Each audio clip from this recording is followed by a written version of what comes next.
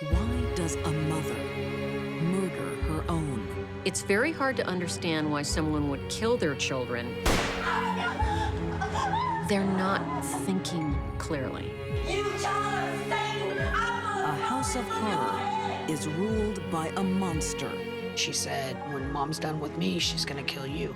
A high-flying mom turns on her family. I think that in that moment, she did a monstrous thing. And this killer is a collector. I could see the eye and the nose and the mouth of a little baby. These deadly women kill their own flesh and blood, breaking the sacred bond.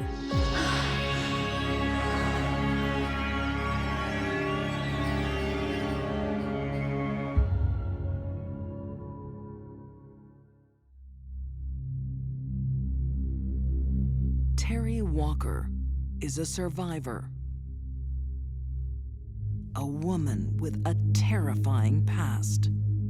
To be honest, it was such a far-fetched story that they kind of thought I was making it all up. But no imagination could conjure this shocking truth.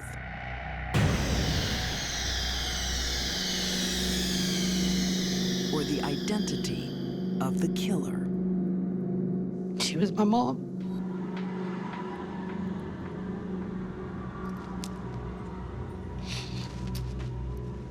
She's my mom.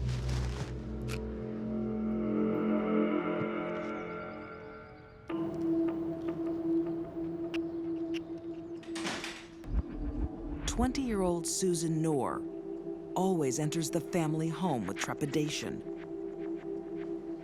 So you decided to come back, have you? Huh? And just look at you. Her younger sisters, Sheila and Terry, are on edge too. Look at this piece of trash. Shut up! My mom's personality was Jekyll and Hyde. One minute she could be the most loving person in the world, the next minute you were scared you were gonna die. You see that? And you're gonna grow up and look like her, are Her sense of discipline and abuse were so far out of whack that it's just unbelievable. For years, Teresa Knorr has been abusing her 3 daughters, mentally and physically. She's burned my back with cigarettes. She's put guns to my head. She's held knives to my throat, handcuffed me and beat me. you? Hold her, Bonnie. Teresa spares her 2 sons. Hold her, Sister Billy. They're encouraged to help the torment. She liked men, but she didn't like women at all. She was jealous of her daughters. She enjoyed controlling them, controlling the house. There was nothing in her mind but hatred, just sheer rage. And today, that rage escalates to a place it's never been before. My brother Robert was standing behind Susan, holding her back. My sister was fighting to get away. And my mom pulled the gun out and shot her.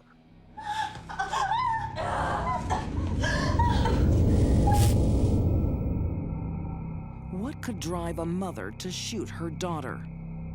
She was delusional and paranoid. And people that are delusional and paranoid should not be raising children.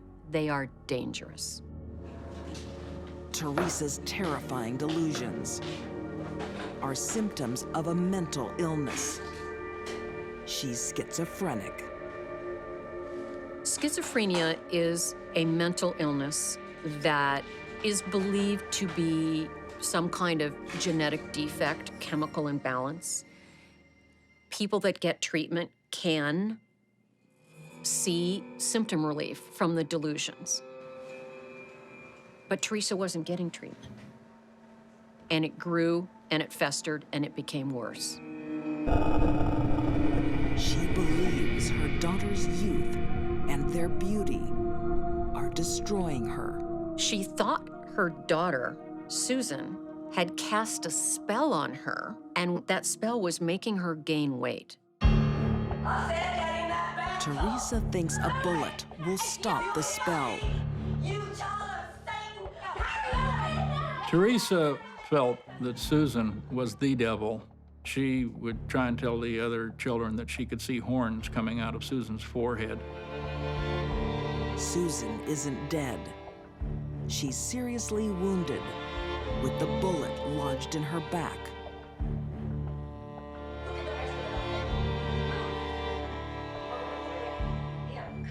Her mother decides to let her live, but no one calls a doctor. They were afraid of her. They were brought up under her violence. They weren't going to go to the authorities. In the Knorr family, a trip to the hospital is out of the question. Susan is left to recuperate in the bath for 2 weeks. The siblings are, part of them is thinking, well, better her than me. They grow up with this. They really don't understand that this isn't how life is in every household. Incredibly, Susan makes a full recovery. But she knows she must leave her abusive mother. My sister Susan would literally beg my mother, Mom, please just let me go, I'll do whatever you ask, just let me go. And my mom told her that if she let her take the bullet out of her back, that she'd let her go. The price of Susan's freedom will be home surgery by her mother's hands. I can see the top. She wanted to remove the bullet that was lodged in her back because she didn't want, at some time in the future, for this bullet to be discovered and for law enforcement to come back and arrest her. My mom heard later on her stomach. Here we go. And she pulled the bullet out of my sister's back. Hold it. Here she comes.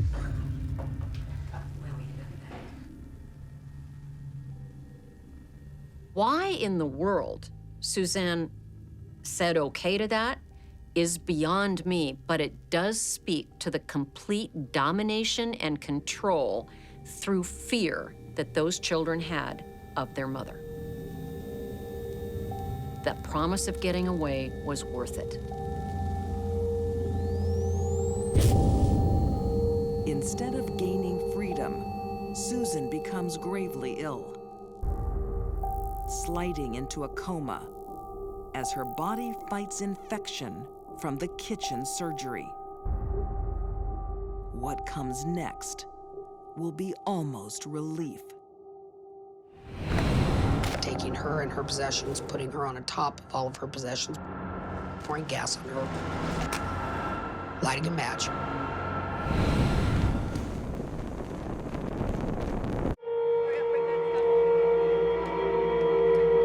In Sacramento, California, Teresa Knorr makes her sons build a funeral pyre. Driven by schizophrenic delusions, she has already shot her daughter, then cut the bullet out. Now, she wants to burn her body.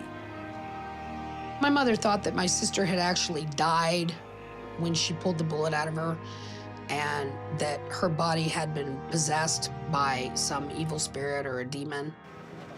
In order for her to purge that evil spirit out of my sister's body had to be burned.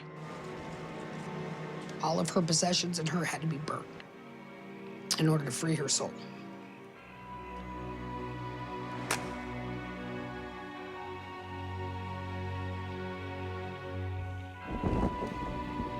But Susan isn't dead.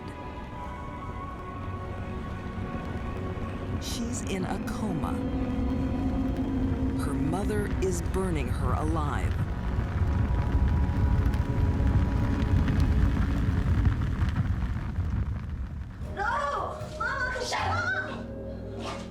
Susan gone, Teresa turns to her next eldest daughter, Sheila. She would force feed her. And if my sister wouldn't eat it all and would get so sick from being force fed, my mother would make her eat that food with the vomit in it. Crazed by violent delusions, Teresa thinks her daughters are making her ugly. Teresa's very existence as a woman was threatened by the presence of her daughters. She believed they were hurting her, that their youth, that their beauty was actually hurting Teresa. I'm gonna climb up the shelf and get to the light. Youngest daughter, Terry, is forced to witness each brutal act. In the height of summer, Teresa locks Sheila in a closet I'm gonna get up to the light. without food or water for over a week. I'm gonna climb up and get to the light. She kept saying she was crawling towards the light. She was gonna crawl towards the light. I need a drink. Drink? Okay, go drink. My mother left the house. She's not. I don't know exactly how long she was gone. It wasn't very long at all. And she left me there. And I tried to give my sister a beer. And my sister had explained to me she didn't want that. She wanted some water. Water. Okay, I'll get you water. Before I could get back to her with the water, my mother was pulling up. So I had to leave her there.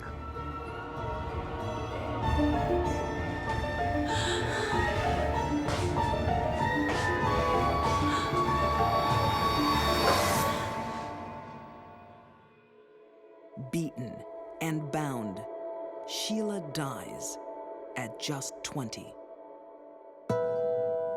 Before she passes, she warns her little sister. She told me, Mom killed Susan. And Susan told me I would be next, and I am. And she said, and when Mom's done with me, she's gonna kill you. Terry finally decides to leave. She runs to authorities, but her story is so grotesque, no one believes her. I had told police officials, I had told a lawyer who went to the police in Sacramento, nobody believed me.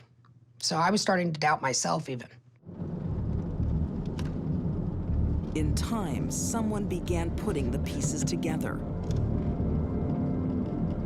Detective John Fitzgerald has 2 unsolved murder cases that seem to confirm Terry's story. One involved a young lady that was located along the highway.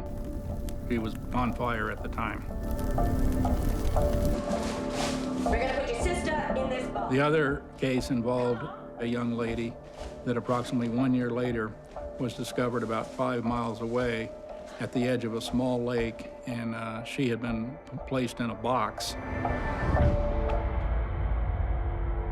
John Fitzgerald is my personal hero. He is the detective that kept the case open. He's the detective that ultimately came to my house and listened to me.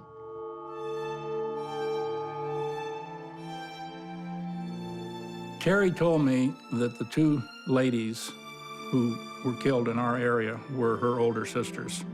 She told me her mother was responsible for these 2 killings. In my mind and in my heart, I felt this was very valid information. She was telling me some things about these 2 crimes that nobody would know unless they were had some very close connections to them. Terry's testimony and Detective Fitzgerald's tenacity end Teresa Knorr's reign of terror. We obtained arrest warrants for the mother, Teresa, and for the 2 sons, William and Robert. Son, Robert, is given 3 years jail. William Knorr is placed on probation. Teresa pleads guilty to both murders. Her mental state doesn't alleviate her punishment.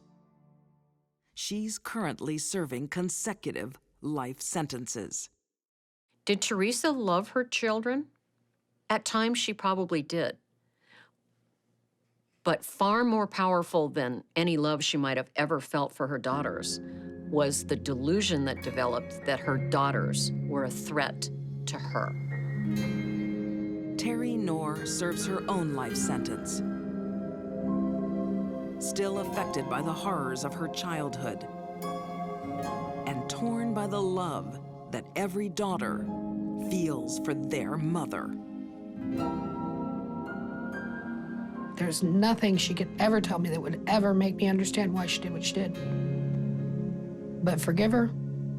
Oh yeah, I forgive her. And I do love her. I always have.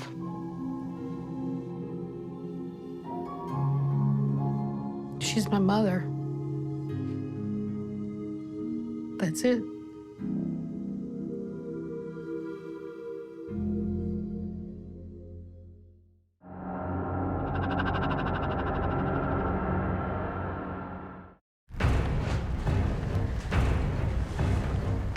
Parents are society's protectors. Kate! Children depend on it for their lives.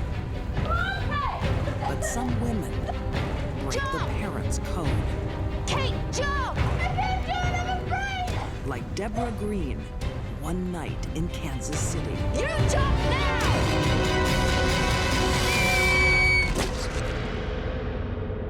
The victims were children who were innocent and depended on her to take care of them.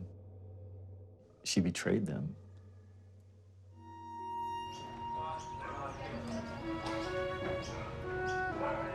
To the world in the early 1990s, this is a successful family. Dr. Mike Farah is a promising cardiologist. Kids Kelly, Tim, and Kate are happy and confident. Their mom's a doctor too. Oncologist Deborah Green. But beneath the surface lies danger.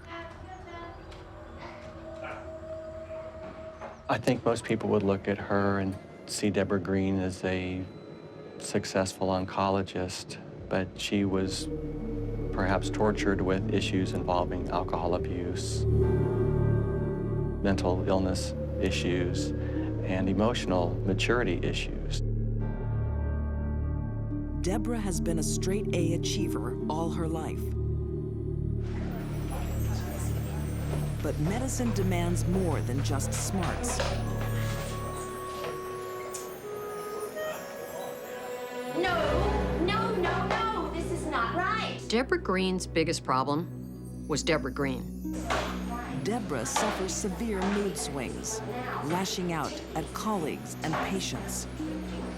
Do it all over again. And when the lows hit, she turns to alcohol and narcotics to stop the pain.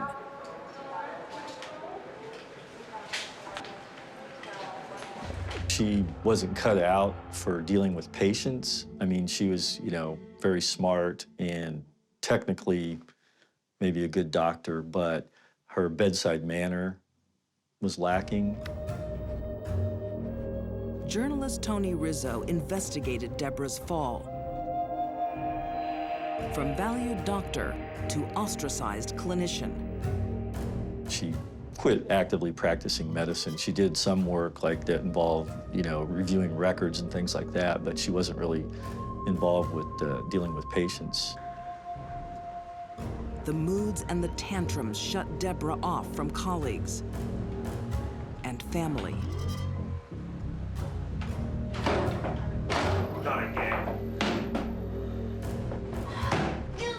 She rose to a pinnacle very early in life, But her personality didn't keep up with it. Her self-discipline didn't keep up with it. Her self-control was never there, and it started to fall apart. What are you doing on this place? It's a pigsty. Oh, God. Husband Mike finds her drunk once too often. I'm out. He threatens to leave and starts an affair. Everything Deborah has is slipping through her fingers. Her career, her prestige, her husband. So she starts planning retribution with a deadly poison. She used ricin, which she obtained from seeds of the castor plant, which is an ornamental plant. And it was apparently crushed up and put into the food that she served him. Want some? Yeah, well, thanks. What's else soup? Chicken. Ricin is probably one of the top 1, 2, or 3 most toxic substances that are naturally derived on Earth. There's so much pain and suffering associated with ricin poisoning. This is a death that punishes. Within hours, Mike Farah's body will react violently. The toxin attacks all the cells that line the gastrointestinal tract, the esophagus, the stomach, the small and large bowel, if it makes it that far. The person becomes rapidly dehydrated, they have terrible abdominal pain, and then rather rapidly their blood pressure will drop, their heart rate will increase, and unless they get supportive medical care, they're going to die. But Mike is not the only person on Deborah's hit list. Can't imagine how frightening, terrifying, few moments that was for the children.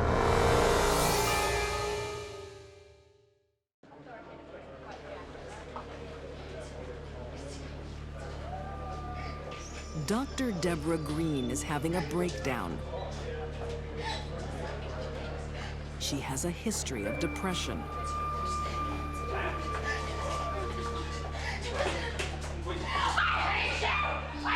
Her husband Mike can't control her. Mike had taken Deborah to the hospital in an attempt to have her mentally committed. Mike has found poisonous castor beans in their home and thinks she's trying to kill herself. The doctor examined her and determined that it was a family dispute and was not something that would be a mental commitment situation. Mike doesn't realize the deadly poison was meant for him.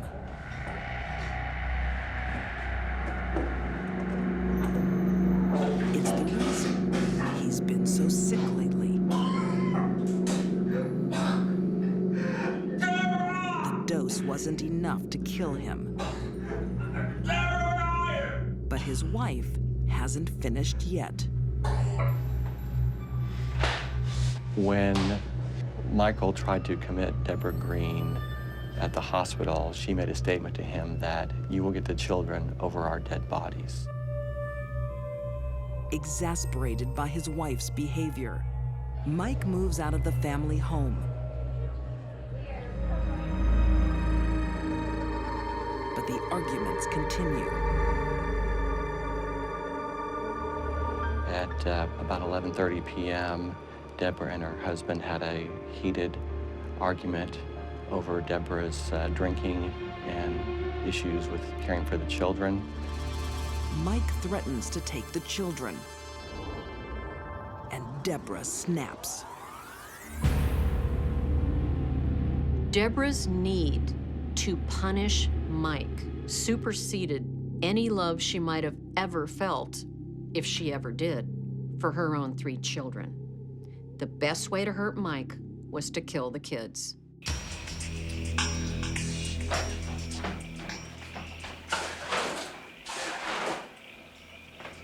The events of that night were sort of a perfect storm of 3 different factors. She obviously had some mental health issues that had not been addressed. When you put on top of that the heavy consumption of alcohol, and then the angry relationship, I think that in that moment, she did a monstrous thing. She set the house on fire. Upstairs, Tim, Kate, and Kelly are soon woken by flames. Her son, Tim, got on the intercom and asked what he should do during this fire. And Deborah Green told her son to remain in his room and wait for the professionals to arrive. I can't imagine how frightening, terrifying, few moments that was for the children. Kate heads straight for the window. Kate! And makes her way onto the roof. She has a simple choice. Jump or perish. Kate, jump! I can't do it, I'm afraid! You jump now! Deborah Green stepped aside and the daughter landed on the ground. It's very hard to understand why someone would kill their children, but you have to remember that the women that would think that murder's the only answer aren't thinking right to begin with. Right, it's a two-story building. It's almost completely in flames now. We need you guys Police here now. arrive, along with Mike. What's going on? What's going on? Who are you, sir? But it's too late. I've got to get the children. Please. I've got to get my kids. Lying dead in their bedrooms, where Mom told them to wait, are 13-year-old Tim and 6-year-old Kelly. One of the most gut-wrenching scenes was seeing the picture of the little girl, the 6-year-old. When they found her body, she was basically curled up on her bed in kind of a fetal position, but, looked like she was sleeping. I could not begin to imagine how her husband would feel after having lost 2 of his children to what she did. A lot of people were affected by this case. It's just so shocking to have a situation where you have a mother that's capable of doing something like this to her own children. The fire investigators found about 4 different points of origin of the fire. They determined that an accelerant was used and that the fire was intentionally set, that it was arson. Deborah is the prime suspect. She's charged with murdering her children. Attempted murder of her husband. And aggravated arson.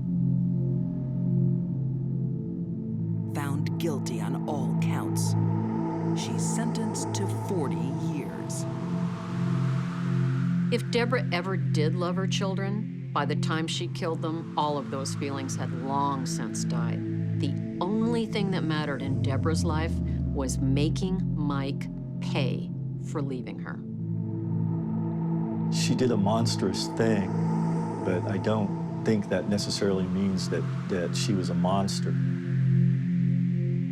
But in this case, it was hard to not feel some anger towards her, and the victims were children who were innocent and depended on her to take care of them, and she betrayed them.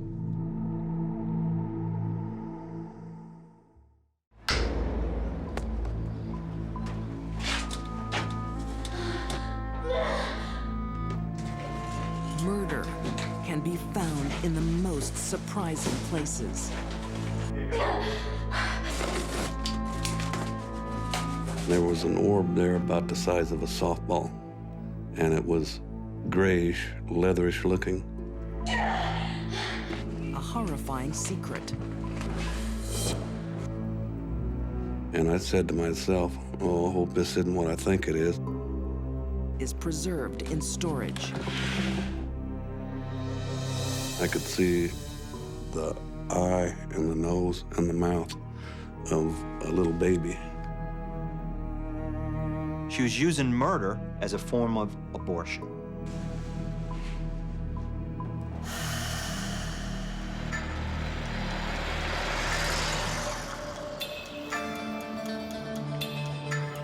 In the early 1970s, at Conneaga Lake, upstate New York, Diane Odell is a young woman giving in to her desires.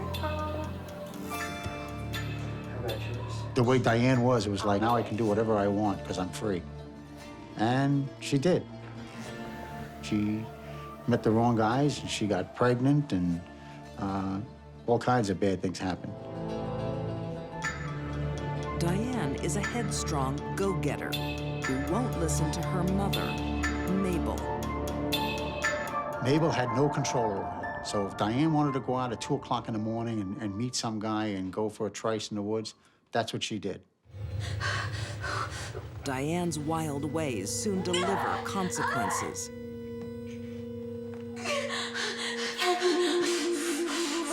A teenage pregnancy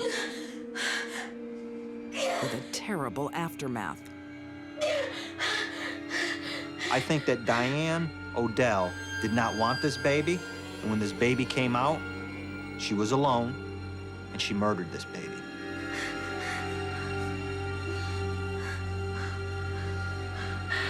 It's easier to kill a newborn baby for some women because the bond, the mother-child bond, hasn't been formed.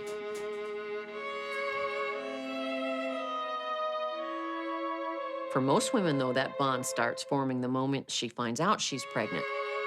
That did not happen with Diane. Diane makes another shocking decision. She doesn't dispose of the body. She keeps it in a blue suitcase. Author M. William Phelps has interviewed Diane Odell, asking her why. Well, one of the reasons she gives me is that she wanted to give the baby a proper burial at some point in its life. And she didn't just want to discard the baby as if it was a piece of garbage. The nameless infant will never be buried.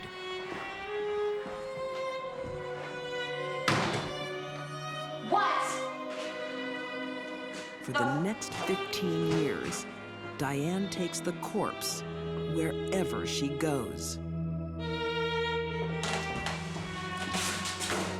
And as Diane and her mother move around the country, she dreams of finding the ideal husband and father. She wanted a man to go out and work during her day while she stayed home with the kids. She lived in that fantasy world of the 1950s and 60s.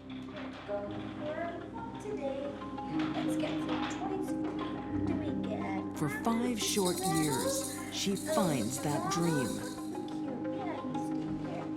Marriage to James Odell and 3 healthy children. But when the marriage ends, she returns to her wild ways.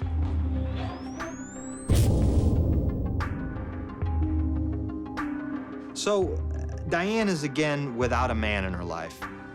She's got 3 living kids and 1 baby in a suitcase. And she gets pregnant by, she doesn't really know who. She's sleeping with so many different men at the same time. Her 5th pregnancy is a problem. With no husband, another child is another burden. But Diane has a solution. There probably wasn't much decision-making going on in her head to kill that child. It was easy. She'd done it before, and the child wasn't doing her any good. Diane Odell is becoming a serial killer of her own children. Diane's mind was twisted.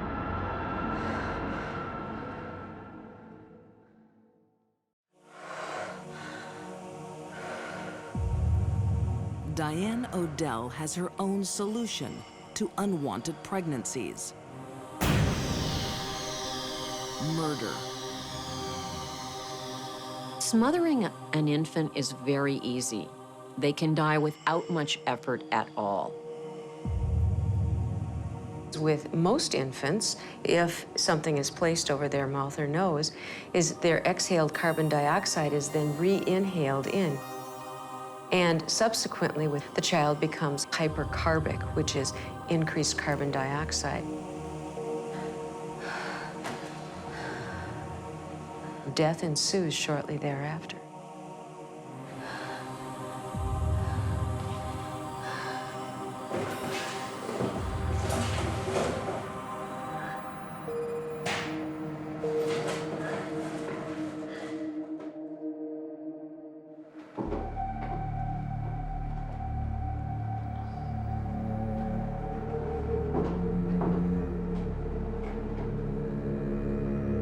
Maybe she did it for guilt.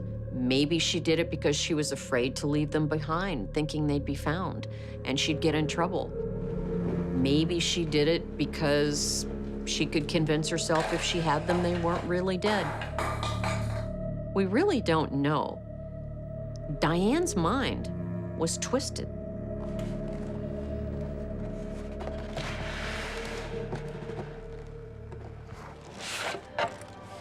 Diane's preserved victims have one thing in common.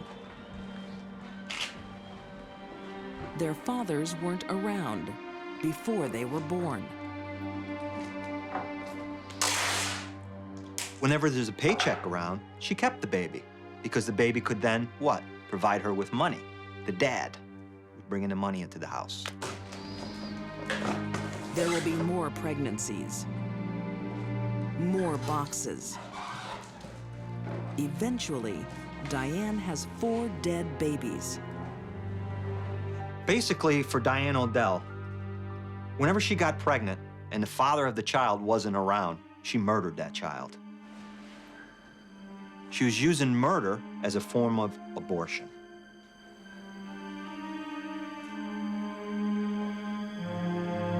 The murders only stop when Diane settles down with a new man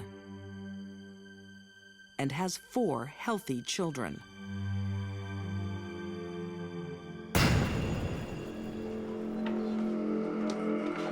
But nearly 20 years later, her dark past will resurface.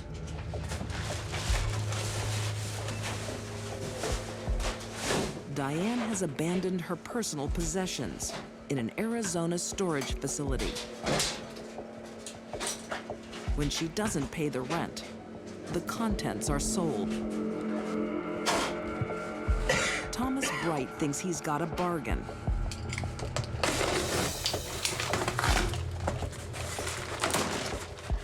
I got a whiff of a musty smell out of it, you know, and there was some brown, flaky material, too.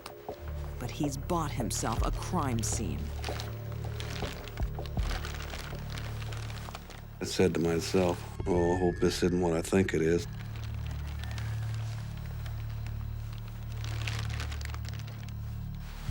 And I pushed the bag a little further apart, and I could see the eye and the nose and the mouth of a little baby.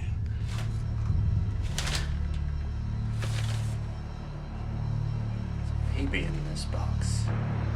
There's a dead baby in the box! Thomas calls in the police. Yeah, I thought I'd pick up some Not stuff. only do they find one baby, as they start digging through the boxes, there's another one. 2 babies. They start digging through more boxes, 3 babies.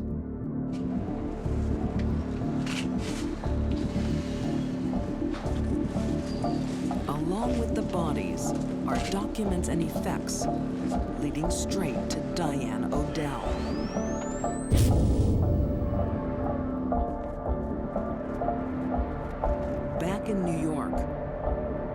Detective Thomas Scalepi calls in Diane Odell for an extraordinary interview. She was very articulate. She was almost like a grandmotherly type. I mean, she's an older woman, middle-aged.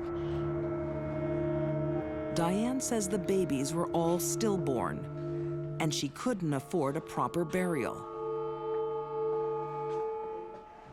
The odds of that, 4 babies being stillborn, and 8 healthy children that we knew she had, were, to me, it was minuscule. If there was some type of foul play, I wanted to get to the bottom of it.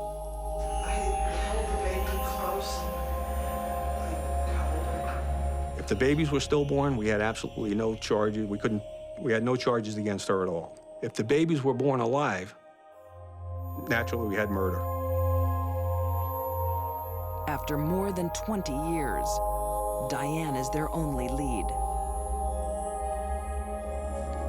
Forensic testing of the remains can't distinguish misfortune from murder. It is a determination that is extremely difficult to make, and a determination made years and years later on mummified remains would be virtually impossible. But Diane will make the key admission. How did you feel about that? The baby cried. The baby cried. The baby cried. That's when she told us that, yes, the baby did gasp and cry. She eventually told us that all 3 babies gasped or cried. The babies cried. When they were born, they were alive. The only way they can build a case against her is if Diane Odell puts a noose around her own neck, which she just did. She asked me, what do you think is going to happen to me? I said, Diane, what do you think should happen to you? And that's when she just looked at me and she says, I think I should go to jail. Diane Odell is found guilty of 3 murders. She's serving the sentences concurrently, over 25 years. I think there was more to it than simply killing them because they were illegitimate. Most mothers love their child no matter what the circumstances of their birth are.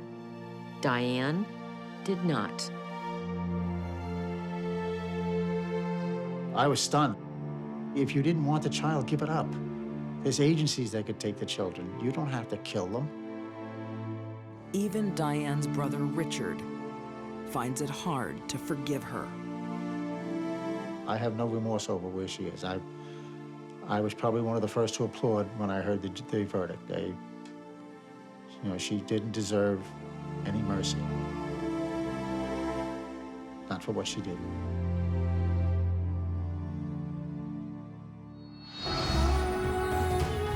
There's nothing like a mother's love from these deadly women.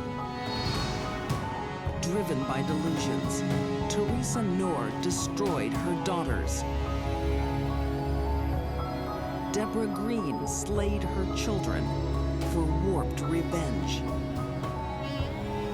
And Diane Odell callously snuffed out brand new lives.